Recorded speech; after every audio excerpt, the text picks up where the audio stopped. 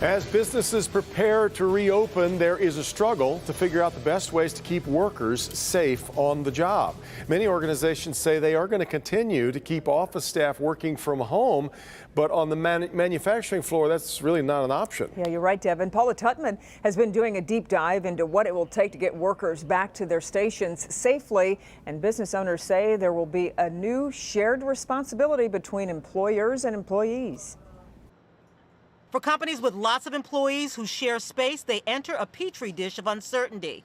What your coworkers did last night at the grocery store and off hours are brought to the worker who stays home, wears a mask, and limits non-familial contact.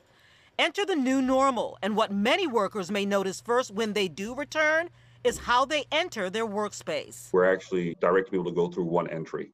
It's hard to have too many entry points into the plant. There's a reading done. If it's above a certain threshold, then the second reading done. And if they're sick or they may have a fever, we send them home and they have to quarantine for 14 days. We pulled together a roundtable of business leaders and experts to discuss best practices in reopening. And what is immutably clear is life at work will be remarkably different. It has to be safe. You want the people to come back to work and feel comfortable to come back to work. But as long as they hear a lot of conflicting stories and evidence and things out there, they're not going to be comfortable, even though you might have in your facility the best safety protection put in place. Automation Alley has a webinar series to help guide companies. We've gone through similar things where we understand that we're going to have to figure out how to get everyone through some sort of scanning. 20 years ago, maybe even a little bit more now, we ran to the gate. Our children ran to the gate to greet grandma when she came off the flight.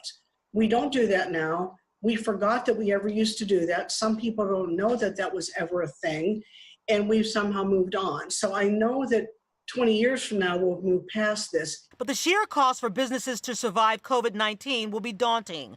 Redesigned workspaces, partitions, taking longer to do less. The perilous tightrope walk will be the HIPAA privacy laws in the time of COVID, as companies institute temperature-taking protocols and survey whereabouts. And even this is no guarantee to safety. It's like trying to hold oil in your hand. It changes by the minute.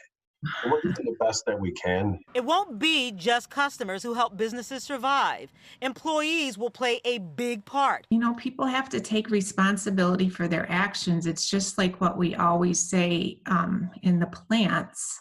Safety is everyone's job, and each of us are relying on everyone to do the right things, to keep their masks on, to do their personal hygiene, to socially distance. The virus has only got to be right once.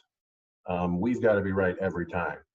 And so we don't have the option of looking at this in a nonchalant factor or even invoke our own personal thoughts to it other than what our responsibility is. And I think all of us clearly get the fact that we've got to create a firewall, and our people need to clearly understand that firewall. What can't be planned for is the psychological impact of employees coming back who may have trust issues. They also may have fear issues, but also that changed dynamic, their relationship, not only with their workspace, but their fellow employee as well. That can't be factored in until it actually happens. Paula Tutman, Local 4. Okay, Paula. And if you want to watch Paula's full roundtable discussion, and it really is worth your time, we've posted it on our website. Just go to clickondetroit.com.